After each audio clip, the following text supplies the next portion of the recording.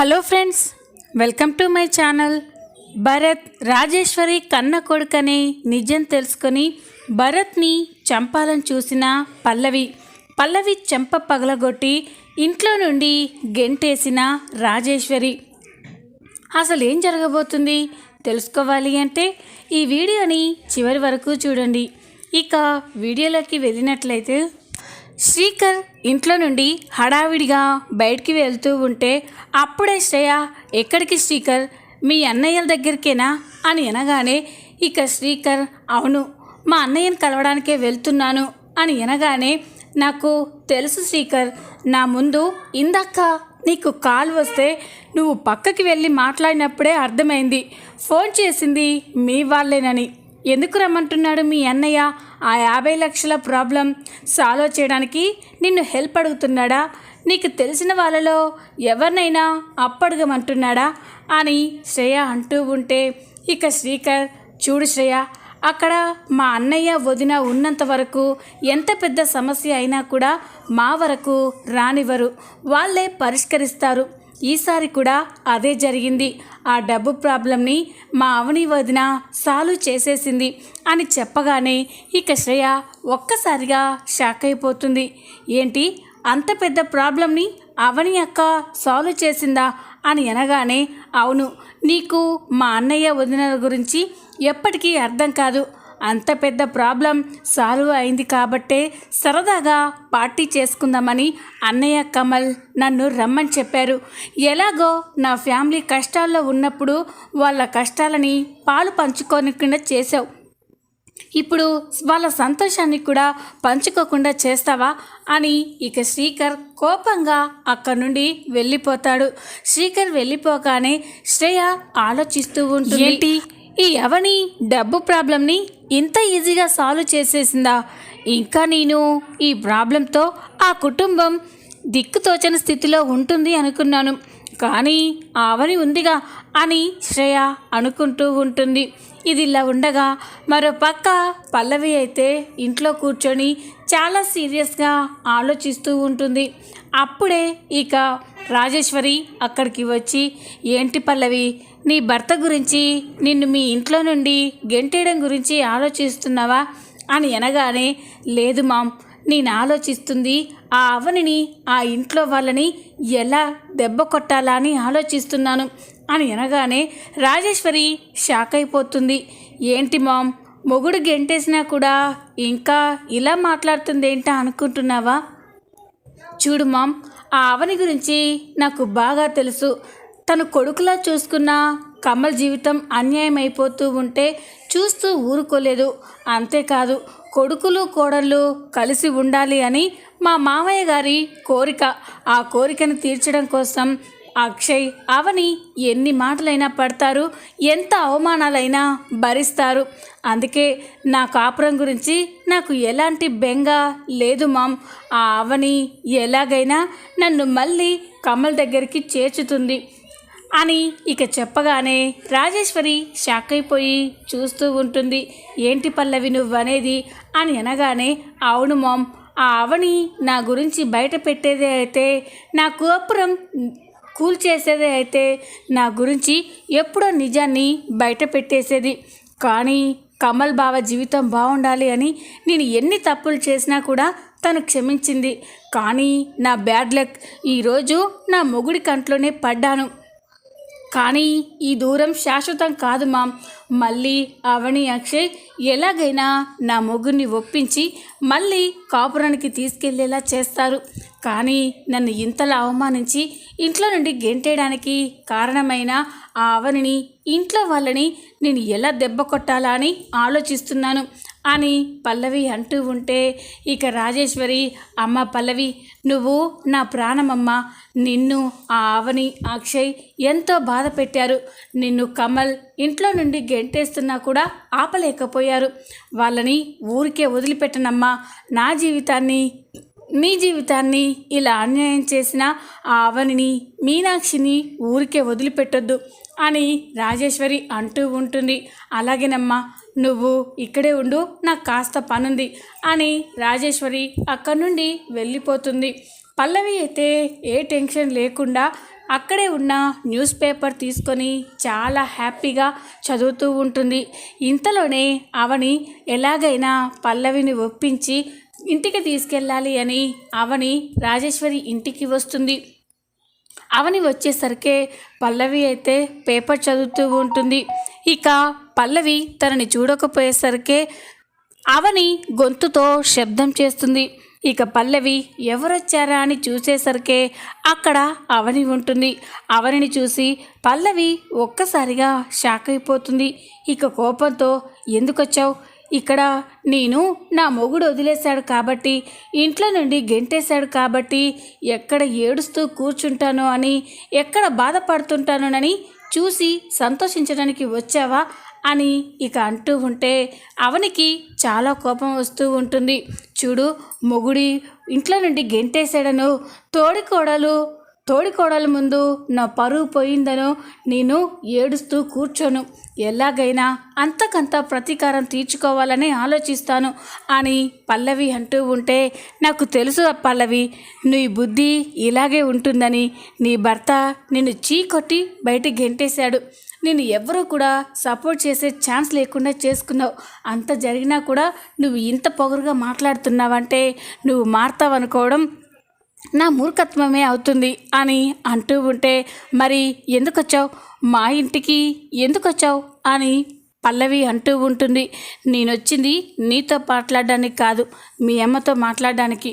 రాజేశ్వరి పిన్ని ఎక్కడా అని అడగగానే ఇక పల్లవి, మా మామతో మాట్లాడడానికి ఏముంది, మర్యాదగా ఇక్కడ నుండి వెళ్ళు అని అంటూ ఉంటే, ఇంతలోనే రాజేశ్వరి అక్కడికి వస్తుంది. అవని అక్కడికి రావడం చూసి రాజేశ్వరి, ఇదేంటి ఈ అవని ఇక్కడికి వచ్చిందేంటి అని ఇక అక్కడికి వచ్చి చూడగానే అక్కడే ఉన్న అవనిని చూసి, ఏంటి ఎందుకొచ్చావు? నా కూతురు కాపురాన్ని నాశనం చేసి మేము ఏడుస్తున్నామా అని చూసి సంతోషించడానికి వచ్చావా అని రాజేశ్వరి అంటూ ఉంటుంది. ఈ కావని, చూడు పిన్ని, నేను పల్లవి జీవితాన్ని ఎప్పుడు బాగు చేయాలనే చూస్తాను. కానీ పల్లవే తన చేతులారా తన జీవితాన్ని, తన కాపురాన్ని నాశనం చేసుకుంటుంది. ఎన్నోసార్లు చెప్పినా నా మాట వినడం లేదు అని అనగానే, ఏంటి వినేది? మీరంతా కలిసి నా కూతుర్ని ఏకాకిని చేసి అందరూ టార్గెట్ చేశారు.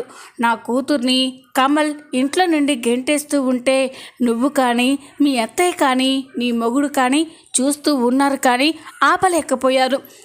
నా జీవితాన్ని మీ అమ్మ ఎలాగో నాశనం చేసింది. ఇప్పుడు నా కూతురు జీవితాన్ని కూడా నాశనం చేయాలని కంకణం కట్టుకున్నారా అని రాజేశ్వరి అంటూ ఉంటే, ఈ కవని, ఇదే పిన్ని, నీ మైండ్ సెట్టే పూర్తిగా పల్లవికి కూడా వచ్చింది. మీ ఇద్దరు ఒకేలాగా ఆలోచిస్తున్నారు. మీ గురించి ఎదుటి వాళ్ళు ఎంత పాజిటివ్గా ఆలోచించినా మీరు మాత్రం నెగిటివ్గానే తీసుకుంటున్నారు అని అనగానే ఇక పల్లవి, మామ్ తనతో ఏంటి మాటలు, ముందు బయటికి పంపించేసే అని అనగానే పల్లవి, నేను నీతో మాట్లాడడానికి రాలేనని చెప్పాను కదా, నేను పిన్నితో మాట్లాడాలి అని అనగానే రాజేశ్వరి, నాతో మాట్లాడాలా, ఏంటో చెప్పు అని అనగానే, ఇక్కడ కాదు, కాస్త అలా పక్కకి వెళ్ళి మాట్లాడుకుందామా అని అవని అనగానే ఇక రాజేశ్వరి సరే అని చెప్పి ఇద్దరు గదిలోకి వెళ్తూ ఉంటారు. అది చూసిన పల్లవికి అనుమానం వస్తూ ఉంటుంది. అసలు అవనికి మామ్కి మధ్య ఏం జరుగుతుంది? నాకు తెలియని ఏదో సీక్రెట్ అవని మామ్కి తెలుసని నాకు డౌట్గా ఉంది. ఆ రోజు మామ్ సూసైడ్ అటెంప్ట్ చేశాక ఇంటికి వచ్చాక కూడా అవనిని గదిలోకి తీసుకెళ్ళి ఏదో సీక్రెట్ మాట్లాడింది. మళ్ళీ ఇప్పుడు అవని మామ్ని గదిలోకి తీసుకెళ్ళి ఏవో సీక్రెట్గా మాట్లాడుకుంటున్నారు. నాకు కూడా తెలియకూడదనుకునే అంత సీక్రెట్ ఏమై ఉంటుంది? ఈ రేజీ ఎలాగైనా తెలుసుకోవాలి అని పల్లవి అయితే ఎలాగైనా రాజేశ్వరి అవని మాటలు వినాలని డోర్ దగ్గరికి వెళ్తూ ఉంటుంది. ఇక అవని రాజేశ్వరిని గదిలోకి తీసుకెళ్ళగానే ఇక రాజేశ్వరి, ఏంటి ఏదో మాట్లాడాలి అన్నావు, ఏంటో చెప్పు అని అనగానే, చూడు పిన్ని, పల్లవి జీవితం చాలా రిస్క్లో పడిపోతుంది. మీరే అది గమనించి పల్లవికి ఎలాగైనా నచ్చజెప్పి తను తన భర్త దగ్గరికి వచ్చేలా చేయండి అని అనగానే ఇక రాజేశ్వరి, అంటే మీరు నా కూతుర్ని వెళ్ళగొడితే నేను తప్పు చేశానని మీ కాళ్ళు పట్టుకొని నా కూతుర్ని కాపురానికి తోలాలా అని అనగానే ఇక అవని చూడు పిన్ని, నేను చెప్పేది ఒక్కసారి అర్థం చేసుకోండి అని అంటుంది. ఏంటి అర్థం చేసుకునేది? మిమ్మల్ని మేమేం అర్థం చేసుకోవాలి, మా గురించి ఎవరు ఆలోచిస్తున్నారని అని ఇక రాజేశ్వరి అయితే చాలా కఠినంగా కోపంగా మాట్లాడుతూ ఉంటుంది. అది చూసి అవని, ఓకే పిన్ని, మీ మైండ్ సెట్ అలా ఉంటే నేను నా వేలో వస్తాను అని అంటుంది. అది విని రాజేశ్వరి ఒక్కసారిగా షాక్ అయిపోతుంది. ఇక ఈ మాటలన్నీ కూడా పల్లవి కిటికీలో నుండి చూస్తూ ఉంటుంది. ఏం మాట్లాడుతున్నావు నువ్వు అని అనగానే, చూడండి పిన్ని, ఇప్పుడు పల్లవిని మీరు ఒప్పించి మళ్ళీ తన భర్త దగ్గరికి పంపించకపోతే నేను పల్లవితోనే కాదు అందరితో పల్లవి మీ కన్న కూతురు కాదని, భరత్ మీ కన్న కొడుకనే నిజాన్ని అందరి ముందు బయట పెడతాను అని అనగానే ఇక రాజేశ్వరి ఒక్కసారిగా షాక్ పోతుంది. ఇక ఇదంతా వింటున్న పల్లవి కూడా స్టన్ అయిపోయి చూస్తూ ఉంటుంది. ఇక అప్పుడే రాజేశ్వరి, అవని ఏం మాట్లాడుతున్నావు నువ్వు అని అనగానే, అవును పిన్ని, పల్లవి మీ కన్న కూతురు కాదని, పల్లవి మా అమ్మ మీనాక్షి రక్తం పంచుకొని పుట్టిన కూతురని అందరికీ చెప్పేస్తాను. ఎలాగో భరత్ మీకు దగ్గర అయ్యాడు కాబట్టి భరత్కి తల్లి లేని లోటు ఎలాగో ఉండదు. కానీ ఇప్పుడు ఈ నిజం బయటపడితే పల్లవి పరిస్థితి ఏంటో ఆలోచించారా? మీరు తన కన్న తల్లి కాదని తెలిసి మీ దగ్గర ఉండలేదు. అలా అని మా అమ్మని ఎంతో ద్వేషించే మా అమ్మకి కూతురుగా కూడా ఉండలేదు. అటు మీ దగ్గర ఉండక, అటు మా అమ్మ దగ్గర ఉండక, అటు తన భర్త దగ్గర ఉండక పల్లవి పరిస్థితి ఏంటో ఒక్కసారైనా ఆలోచించారా? పెళ్ళైన ఆడపిల్లకి తన భర్తే సర్వస్వం అన్నీ కూడా. అలాంటి ఆడపిల్లకి భర్తని దూరం చేసి మీరేం సాధించాలని చూస్తున్నారు అని ఇక అవని మాట్లాడుతూ ఉంటే రాజేశ్వరి షాక్ అయిపోయి చూస్తూ ఉంటుంది. ఇదంతా విన్నా పల్లవికైతే పిడుగు పడిపోయి స్టన్ అయిపోయి చూస్తూ ఉంటుంది. ఇదేంటి, వీళ్ళు ఏం మాట్లాడుకుంటున్నారు? నేను ఆ మీనాక్షి కూతుర్నేంటి, నేను మా మామ్ కన్న కూతుర్ని కాదా అని పల్లవి అయితే అనుకుంటూ ఉంటుంది. ఇక రాజేశ్వరి అవనితో, వద్దవని అలా చెయ్యొద్దు, అలా చేస్తే పల్లవి ఏమైనా చేసుకుంటుంది. పల్లవిని నేను ప్రాణంగా పెంచుకున్నాను. పల్లవికి ఏమన్నా అయితే నేను తట్టుకోలేను. నా కన్న కొడుకు భరత్, నా పెంచిన కూతురు పల్లవి, నాకిద్దరూ కావాలి, వాళ్ళిద్దరూ సంతోషంగా ఉండాలి అని అంటూ ఉంటే, నేను ఈ నిజం బయట పెట్టొద్దు అంటే మీరు పల్లవికి నచ్చజెప్పి తన భర్త దగ్గరికి పంపించాలి అని అంటూ ఉంటే ఇక రాజేశ్వరి, పల్లవి ఎంత చెప్పినా తను కమల్ దగ్గరికి రానని, అక్కడ తనకి అవమానం జరిగిందని, తను చాలా స్ట్రాంగ్గా ఉందవని అని అనగానే, చూడు పిన్ని, పల్లవి ఎవరు చెప్పినా వినదు, మీ మాట ఖచ్చితంగా వింటుంది. మీరే ఎలాగైనా పల్లవి మైండ్ సెట్ని మార్చి తన భర్త దగ్గరికి పంపించండి.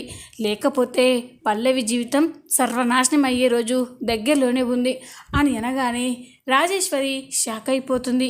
ఇదంతా విన్న పల్లవి కూడా స్టన్ అయిపోయి చూస్తూ ఉంటుంది. ఇక బయటికి వెళ్దాం అని అనగానే ఈ కావని రాజేశ్వరి ఇద్దరు బయటికి వచ్చేసరికి పల్లవి అయితే అక్కడే సోఫాలో కోపంగా కూర్చొని చూస్తూ ఉంటుంది. ఇక అక్కడికి వచ్చాక అవని రాజేశ్వరిని కోపంగా చూస్తూ ఉంటుంది. ఇక అవని, సరే పల్లవి, నేను ఇక వెళ్తున్నాను, నువ్వు ఆలోచించుకొని నీ భర్త దగ్గరికి రావాలా వద్దా అని నువ్వు నిర్ణయించుకో అని చెప్పి ఇక అవని అయితే అక్కడి నుండి వెళ్తూ రాజేశ్వరి వైపు చూసి సైగ చేసి వెళ్తూ ఉంటుంది. ఇక రాజేశ్వరి ఆలోచిస్తూ ఉంటుంది, ఇప్పుడు ఏం చేయాలి? పల్లవిని కాపురానికి పంపించకపోతే అవని నిజాన్ని బయట పెట్టేలా ఉంది. అదే జరిగితే పల్లవి ఏమైపోతుందో ఏంటో అని రాజేశ్వరి అయితే చాలా కంగారు పడుతూ ఉంటుంది. అది చూసిన పల్లవి, మామ్ ఏం ఆలోచిస్తున్నావు అని అనగానే, అమ్మ పల్లవి, నాకెందుకో నువ్వు నీ భర్త దగ్గరికి, నీ అత్తవారింటికి వెళ్ళడమే మంచిదనిపిస్తుందమ్మా అని అనగానే ఇక పల్లవి ఆలోచిస్తూ ఉంటుంది. నాకు తెలుసు మామ్, ఆ అవని నువ్వు మాట్లాడుకున్న మాటలు నేను విన్నాను. నువ్వు కూడా ఇలాగే ఆలోచిస్తున్నావని నాకు అర్థమవుతుంది అని చెప్పి ఆలోచించి ఇక పల్లవి, సరే మామ్, నీ మాట నేను ఎప్పుడూ కాదన్ను. ఈ ప్రపంచంలో నాకు అందరికంటే నువ్వే ఇంపార్టెంట్ మామ్. నీ మాట తప్పకుండా వింటాను. అలాగే నువ్వు చెప్పినట్టు నేను తప్పకుండా నా అత్తవారింటికి వెళ్తాను. నా భర్తని, మా అత్తయ్యని క్షమాపణలు అడిగి నా తప్పును క్షమించమని నేను నా అత్తింటికి వెళ్తాను అని అనగానే ఇక రాజేశ్వరి చాలా సంతోషపడుతుంది.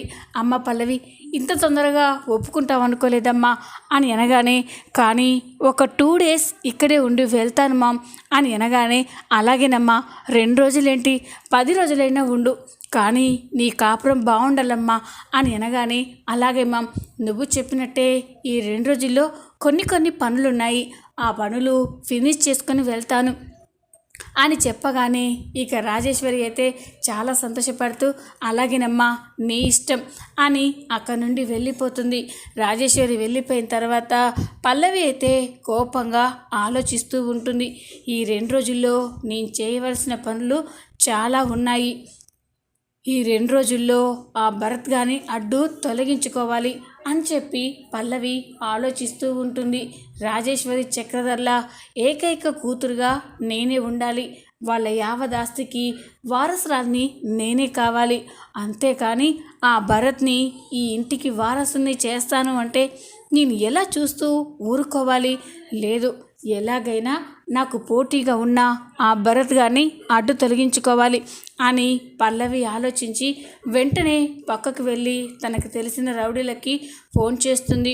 ఫోన్ చేసి భరత్ ఫోటో పంపించి, మీకు ఎంత డబ్బు కావాలన్నా ఇస్తాను, కానీ వాడు మాత్రం ఈరోజు చావాలి అని చెప్పగానే ఇక రౌడీలు కూడా, సరే మేడం, మీరు చెప్పినట్టే అతన్ని చంపేస్తాం, పని పూర్తయ్యాక ఫోన్ చేస్తాం అని ఫోన్ కట్ చేస్తారు. ఇక పల్లవి భరత్ ఫోటోని వాళ్ళకి పంపిస్తుంది. ఇక రౌడీలు భరత్ని చంపడం కోసం భరత్ వెళ్ళే రూట్లోనే కాపు కాస్తూ ఉంటారు. ఇక పల్లవి అయితే చాలా ఆలోచిస్తూ ఉంటుంది. రే భరత్, మా మామ్ నిన్ను కొడుగ్గా దగ్గరికి తీసుకుంటుందా? నువ్వే కానీ లేకపోతే నాకు వడ్డే ఉండరు. అప్పుడు ఆ అవని, మా మామ్ ఎవ్వరు ఏం చేయలేరు అని ఇక పల్లవి అయితే ఆలోచిస్తూ ఉంటుంది. ఇక భరత్ ఆఫీస్ నుండి ఇంటికి వస్తూ ఉంటే భరత్ కార్కి రౌడీలు అడ్డుగా వస్తారు. అది చూసి భరత్ ఒక్కసారిగా కార్ని స్టాప్ చేసి కార్ దిగి కోపంగా, రే ఎవర్రా మీరు, ఎందుకు నా కార్కి అడ్డుగా ఉన్నారు అని అనగానే, ఎందుకంటే నిన్ను చంపడానికి బ్రదర్ అని అంటారు. అది విని భరత్ ఒక్కసారిగా షాక్ అయిపోతారు. రే పిచ్చి పిచ్చిగా ఉందా, నన్ను చంపడం ఏంటి అని అనగానే, అవును బ్రదర్, నిన్ను చంపడానికే, నిన్ను చంపితే మాకు బోల్డ్ అంత డబ్బు ఇస్తానన్నారు, అందుకే ఈరోజు నిన్ను లేపేయడానికి వచ్చాం అని అంటూ ఉంటే భరత్ షాక్ అయిపోతాడు. ఇక రౌడీలు, ఇంకా చూస్తారేంట్రా, వేసేయండి అని భరత్ మీదకి దాడి చేస్తారు. భరత్ ఆ రౌడీలని వదిలించుకొని పారిపోతూ ఉంటే రౌడీలు భరత్ వెనకాలే పరిగెడుతూ ఉంటారు. అలా పరిగెడుతూ భరత్ అక్కడే ఉన్న ఒక రాయికి తగిలి కింద పడిపోతాడు. అదంతా చూసి ఇక రౌడీలైతే చాలా నవ్వుకుంటూ ఉంటారు. ఏంటి, మా నుండే తప్పించుకోవాలని చూస్తావా, ఎక్కడికి వెళ్తావు, ఈరోజు మా చేతుల్లో నీ చావు రాసి పెట్టుంది అని అంటూ ఉంటే భరత్ అయితే చాలా కంగారు పడుతూ ఉంటారు. వద్దు, నన్నేం చేయొద్దు, నన్ను చంపొద్దు, మీకు దండం పెడతాను అని బ్రతిమలాడుతూ ఉన్నా కూడా ఆ రౌడీలు పట్టించుకోకుండా భరత్ దగ్గరికి వెళ్ళి కర్రలతో భరత్ని కొడుతూ ఉంటాడు.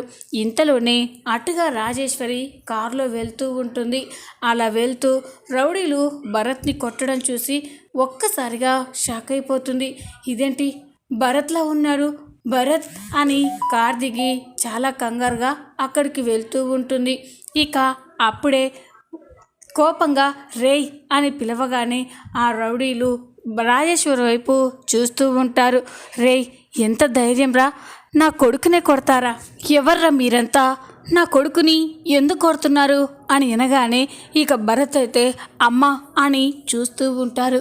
ఇక రౌడీలు కోపంగా, చూడండి మేడం, ఇది మీకు అనవసరమైన విషయం, మీరు మధ్యలోకి వస్తే మిమ్మల్ని కూడా వేసేయాల్సి ఉంటుంది, మర్యాదగా ఇక్కడ నుండి వెళ్ళిపోండి అని అనగానే ఇక రాజేశ్వరి, రేయ్ వాడు నా కొడుకురా, నా కొడుకుని చంపుతూ ఉంటే నేను ఎలా వదిలేస్తాననుకున్నారు, మీ సంగతి చెప్తాను అని రాజేశ్వరి తన కారులో ఉన్న రివాల్వర్ తీసి ఆ రౌడీలకి ఏం చేస్తుంది. అది చూసి రౌడీలు ఒక్కసారిగా షాక్ అయిపోతారు. ఇంకొక దెబ్బ నా కొడుకు మీద పడిందో ఈ బుల్లెట్లు మీ గుండెల్లోకి దూసుకెళ్తాయి.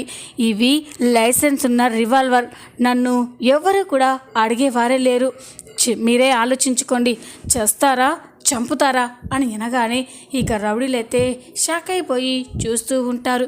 ఇక రాజేశ్వరి ఒక్క షూట్తో బుల్లెట్ని పేల్చగానే ఆ శబ్దం విని రౌడీలు భయపడిపోయి పారిపోతూ ఉంటారు. అలా పారిపోతూ ఉంటే ఇక రాజేశ్వరి అక్కడే ఉన్న ఒక రౌడీ కాలికి గన్ని షూట్ చేస్తుంది. ఆ బుల్లెట్ ఆ రౌడీ కాలికి తగిలి ఒక్కసారిగా కింద పడిపోతాడు. ఇక రాజేశ్వరి ఆ రౌడీ దగ్గరికి వెళ్ళి షూట్ చేస్తానని చెప్పి, రే చెప్పరా,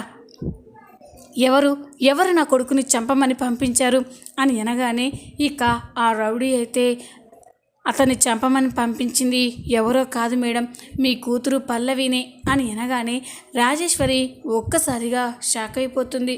రే ఏం మాట్లాడుతున్నావు, నా కూతురు పల్లవి భరత్ని చంపమని చెప్పిందా అని అనగానే, అవును మేడం, ఆ భరత్ బ్రతికుంటే తనకి చాలా ప్రాబ్లమ్స్ వస్తాయని మీ కూతురు పల్లవియే భరత్ని చంపేయమని చెప్పింది, డబ్బుకి ఆశపడి చంపాలని చూసాం, వదిలేయండి మేడం అని ఆ రౌడీ అక్క నుండి వెళ్ళిపోతాడు. ఇక అది విని రాజేశ్వరి అయితే చాలా కోపంతో రగిలిపోతూ ఉంటుంది.